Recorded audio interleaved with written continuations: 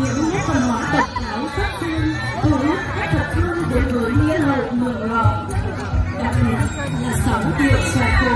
di sản văn hóa phi vật thể của nhân loại được người dân Mường Lò giữ gìn. Không xòe cây ngô hai xa, không xòe cây lúa không trổ bông. Trong sinh hoạt đời sống thường ngày cùng với sự thay đổi của bốn mùa xuân, hạ, thu, đông, người Thái Mường Lò nghĩa lộ luôn gìn giữ những nét đẹp của văn hóa dân tộc như lễ Tết, xiết xí,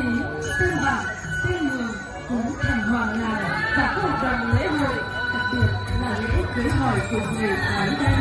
là dịp để mọi người được cùng nhau tay trong tay nối vòng vòng sờ.